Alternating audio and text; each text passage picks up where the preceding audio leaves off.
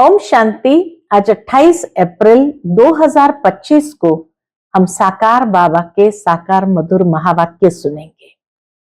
आज की बाबा की मुरली शिक्षाओं भरी और सूक्ष्म अटेंशन खिंचवाने वाली है। बाबा कहे, तुम बच्चों की प्रीत विदेही बाप के साथ होनी चाहिए, लेकिन उसके लिए स्वयं को देही अभिमानी बनाना आवश्यक है। जितना जितना देही अभिमानी बनते जाएंगे, बुद्धि स्वच्छ और श्रेष्ठ बनती जाएंगी। साथ ही बाबा कहे, जितना देही अभिमानी बनेंगे, उतनी बाप के साथ हमारी प्रीत जुड़ती जाएगी। आज बाबा ने जो सूक्ष्म बात की तरफ हमारा अटेंशन खिंचवाया है कि बच्चे, तुम अगर देह अभिमान में रहते हो, देहधारियों को याद करते हो, यह भी एक प्रकार का देह अभिमान ही है। इसलिए तुम बच्चों को अब देह अभिमान से ऊपर उठना है। स्वयं को आत्मा समझ करके बाप को याद करना है, तो बाप से सहज ही सर्व प्राप्ति कर सकते हैं। तो सुनते हैं आज के बाबा के अनमोल मधुर महावाक्य। ओम शांति। मीठे बच्चे, तुम्हारा प्यार विनाशी शरीरों से नहीं होना चाहिए। एक विदेही से प्यार करो, देह को देखते हुए भी नहीं देखो। आज की मुरली से प्रश्न है, बुद्धि को स्वच्छ बनाने का पुरुषार्थ क्या है? स्वच्छ बुद्धि की निशानी क्या होगी? उत्तर, देही अभिमानी बनने से ही बुद्धि स्वच्छ बनती है। ऐसे देही अभिमानी बच्चे अपने को आत्मा समझ एक बाप को प्यार करेंगे, बाप से ही सुनेंगे, लेकिन जो मूढ़मती है वह देह को प्यार करते हैं, देह को ही श्रृंगारते रहते हैं। ओम शांति। ओम शांति किसने कहा और किसने सुना? और सत्संगों में तो जिज्ञासु सुनते हैं, महात्मा व गुरु आदि ने सुनाया ऐसे कहेंगे।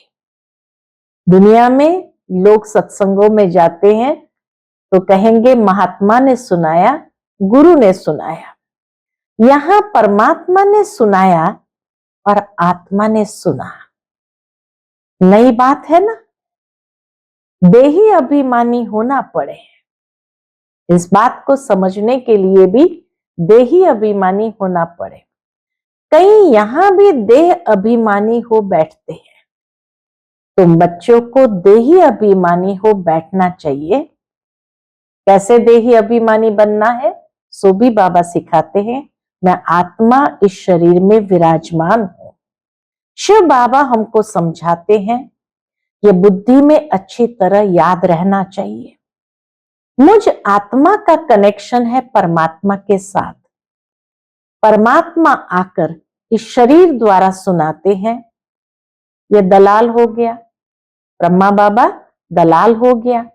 तुमको समझाने वाला वह है, शिव बाबा है। इनको भी वर्षा वह देते हैं। तो बुद्धि उस तरफ जानी चाहिए। किस तरफ? शिव बाबा के तरफ। समझो, बाप के 5-7 बच्चे हैं। दुनिया में एक बाप के 5-7 बच्चे हैं।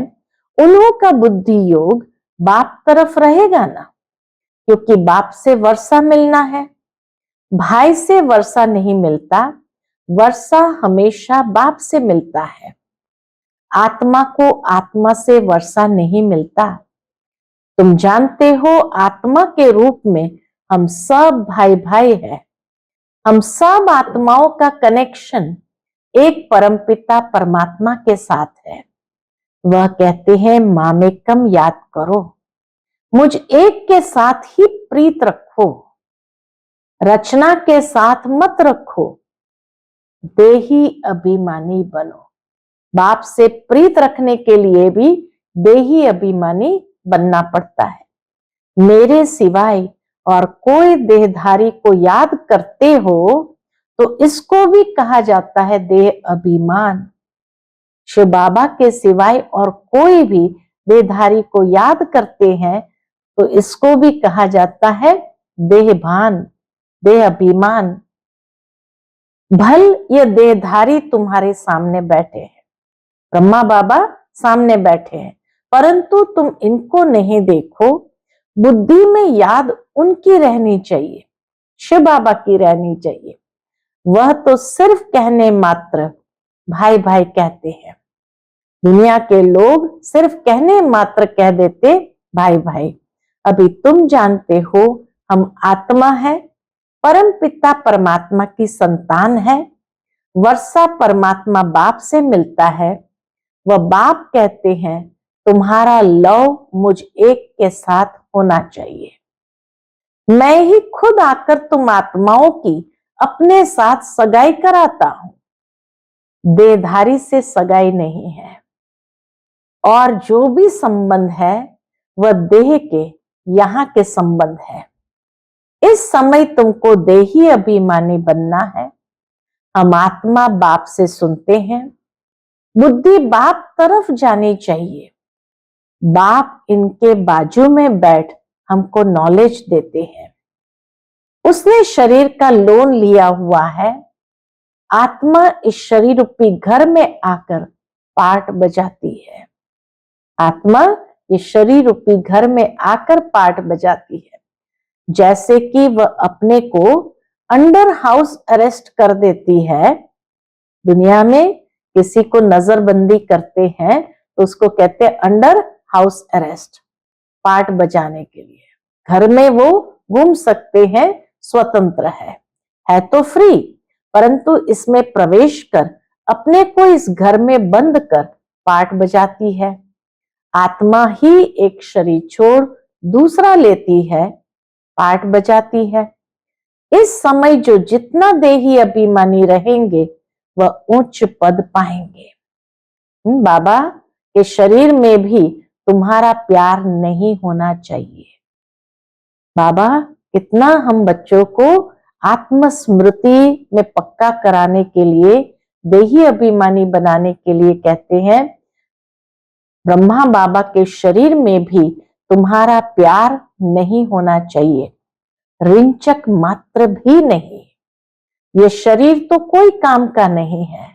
कैसे बाबा वैराग दिलाते थे बच्चों को, मैं इस शरीर में प्रवेश करता हूं सिर्फ तुमको समझाने के लिए। यह है रावण का राज्य, पराया देश। रावण को जलाते हैं परंतु समझते नहीं है। चित्र आदि जो भी बनाते हैं उनको जानते नहीं, बिल्कुल ही मूढ़मती है, बेसमझ। रावण राज्य में सब मूढ़मती हो जाते हैं। क्यों? देह अभिमान है ना, तुच्छ बुद्धि बन गए हैं। बाप कहते हैं मूढ़मती जो होंगे वो क्या करेंगे? किसको बाबा ने मूढ़मती कहा, ये भी सूक्ष्म बात बाबा समझाते। मूढ़मती जो होंगे वह देह को याद करते रहेंगे, देह से प्यार रखेंगे। स्वच्छ बुद्धि जो होंगे वह तो अपने को आत्मा समझ परमात्मा को याद कर परमात्मा से ही सुनते रहेंगे। इसमें ही मेहनत है। ये मेहनत बाबा कराते हैं तो उसके लिए देह से कितना वैराग दिलाते हैं। यह तो बाप का रथ है, बहुतों का इनसे प्यार हो जाता है।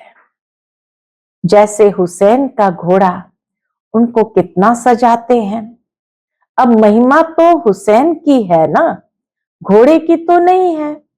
जरूर मनुष्य के तन में हुसैन की आत्मा आई होगी ना, वह इन बातों को नहीं समझते। अभी इसको कहा जाता है राजस्व अश्वमेध अविनाशी रुद्र ज्ञान यज्ञ। अश्व नाम सुनकर उन्होंने फिर घोड़ा समझ लिया है, उनको स्वाहा करते हैं। ये सब कहानियां हैं भक्ति मार्ग की। अभी तुमको हसीन बनाने वाला मुसाफिर तो यह है ना। अभी तुम जानते हो हम पहले गोरे थे फिर सांवरे बने हैं। जो भी आत्माएं पहले पहले आती है तो पहले सतो प्रधान है, फिर सतो रजो तमो में आती है। बाप आकर सबको हसीन यानी सुंदर बना देते हैं। जो भी धर्म स्थापन अर्थ आते हैं वह सब हसीन आत्माएं होती है। बाद में काम चिता पर बैठ काली हो जाती है। पहले सुंदर फिर श्याम बनती है। ये नंबर 1 में पहले पहले आते हैं। बाबा कहे यह ब्रह्मा बाबा के तन में नंबर 1 में पहले पहले शिव बाबा आते हैं तो सबसे जास्ती सुंदर बनते हैं। इन लक्ष्मी नारायण जैसा नेचुरल सुंदर तो कोई हो ना सके। ये ज्ञान की बात है। बल क्रिश्चियन लोग भारतवासियों से सुंदर होंगे।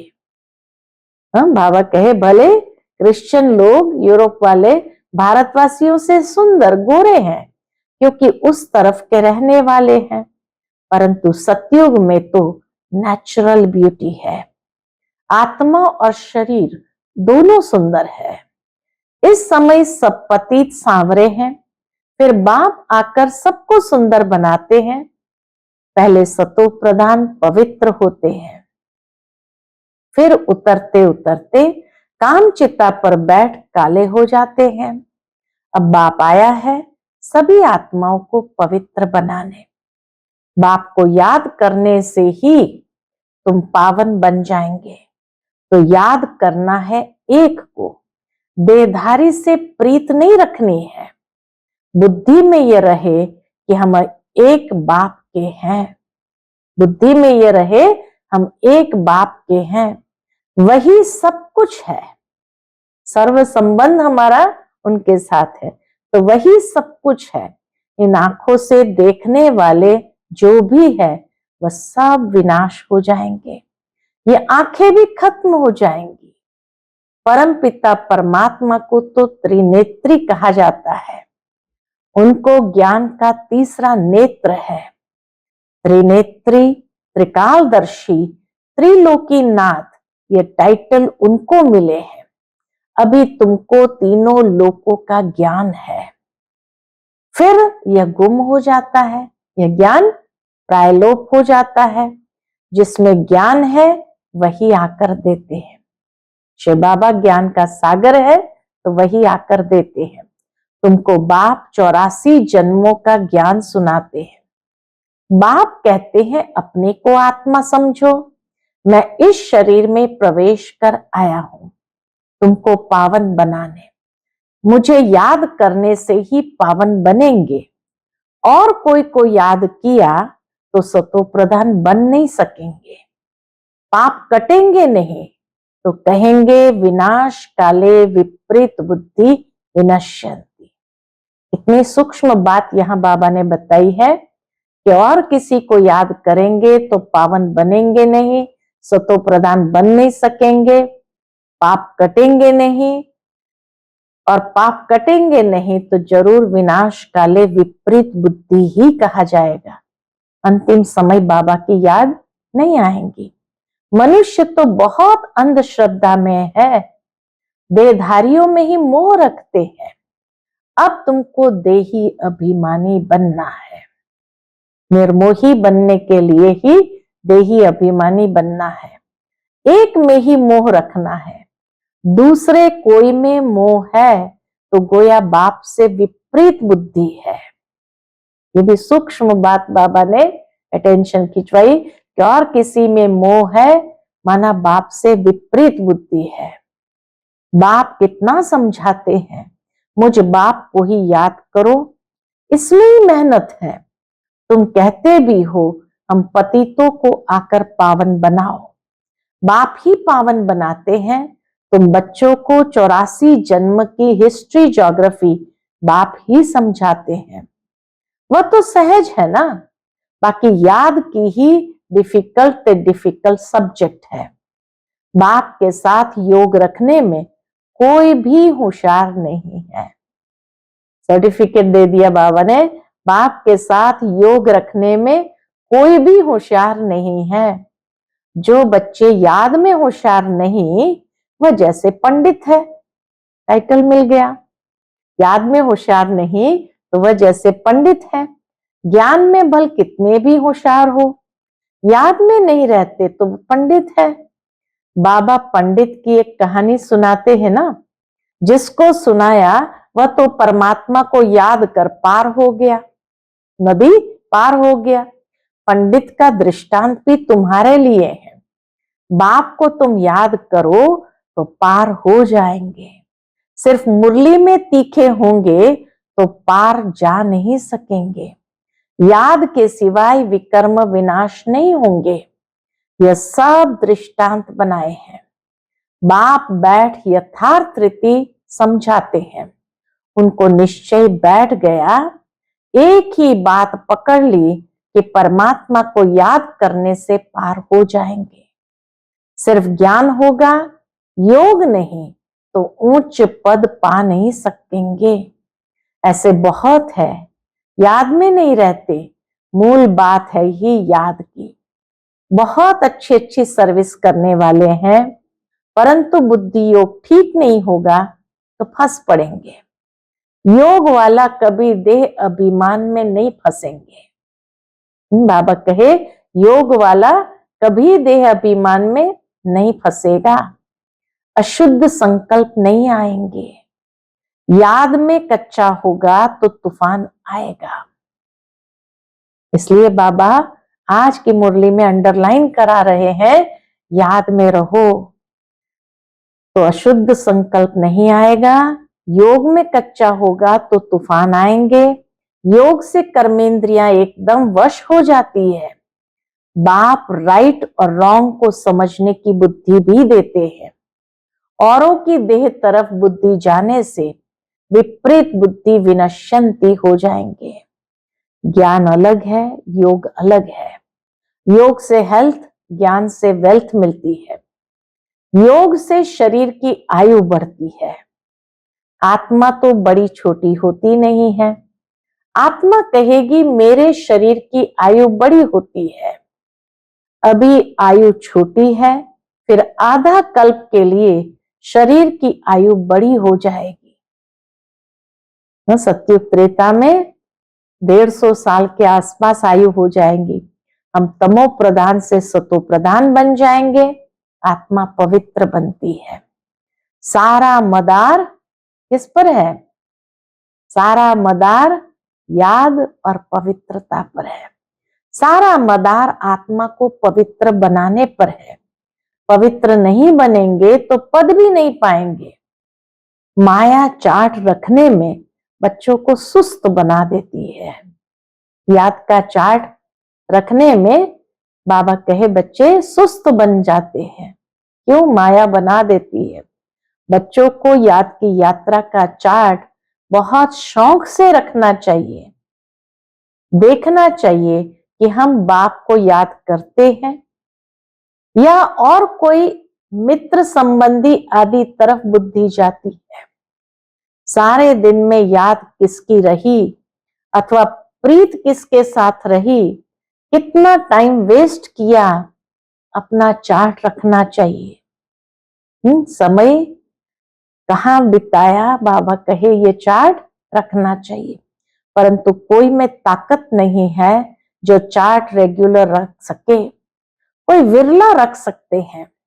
माया पूरा चार्ट रखने नहीं देती है, एकदम सुस्त बना देती है। चुस्ती निकल जाती है। बाप कहते माँ में कम याद करो, मैं तो सभी आशिकों का माशुक हूं। तो माशुक को याद करना चाहिए ना। माशुक बाप कहते हैं तुमने आधा कल्प याद किया है, अब मैं कहता हूं मुझे याद करो। माशुक कहते आधा कल्प तुमने किस किस को याद किया, अभी मैं सामने आकर कहता हूं मुझे याद करो तो विकर्म विनाश हो जाए। ऐसा बाप जो सुख देने वाला है, इतना याद करना चाहिए। और तो सब दुख देने वाले हैं, वह कोई काम आने वाले नहीं है। अंत समय एक परमात्मा बाप ही काम आता है। अंत का समय एक हद का होता है, एक बेहद का होता है।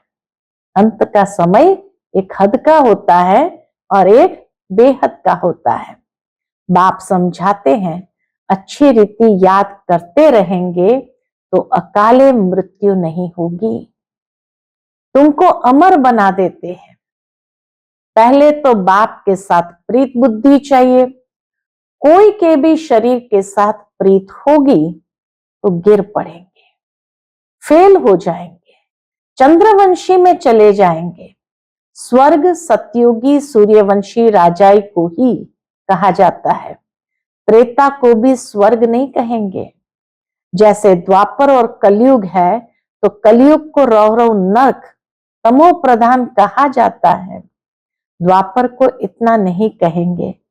फिर तमो प्रधान से सतो प्रधान बनने के लिए याद चाहिए।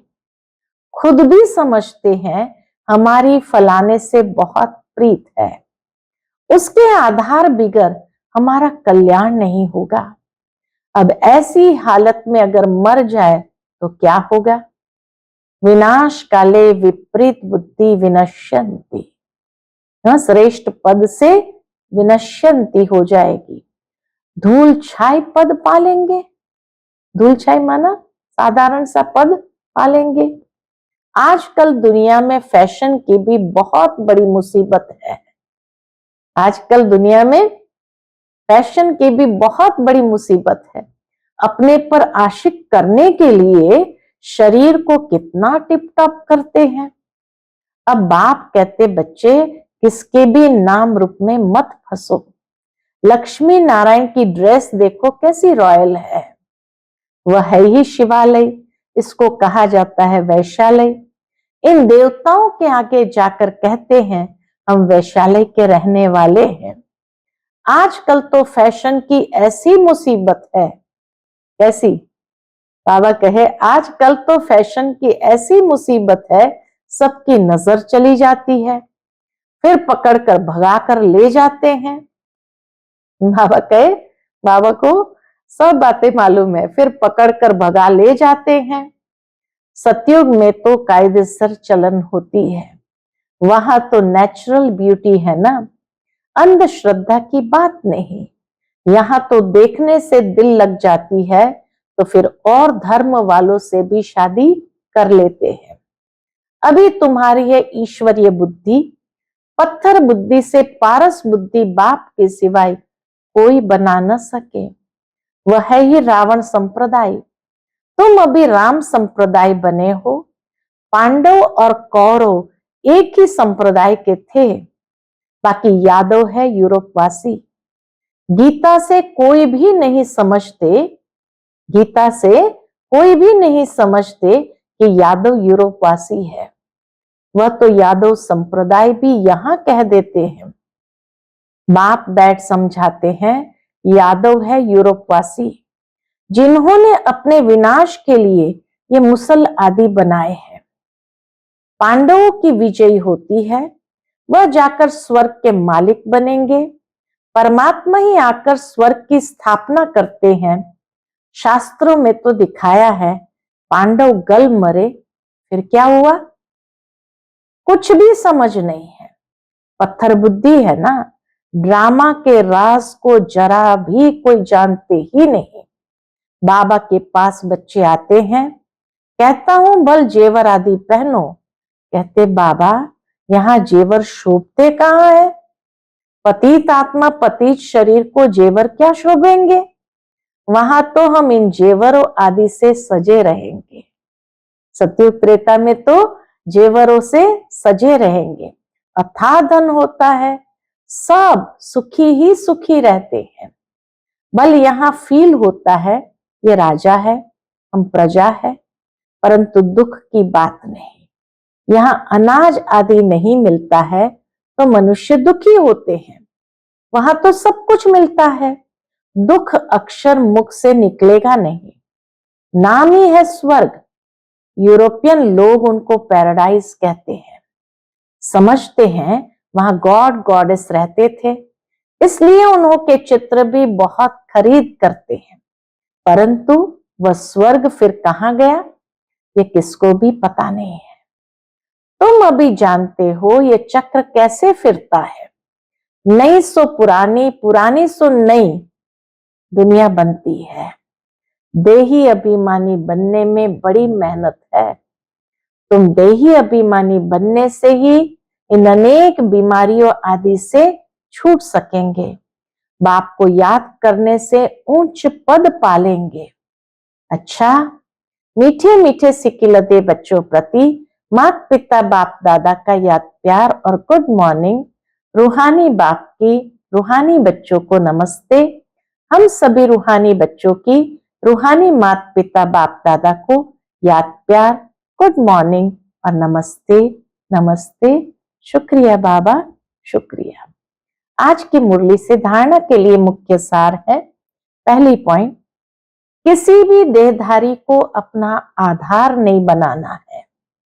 शरीरों से प्रीत नहीं रखनी है।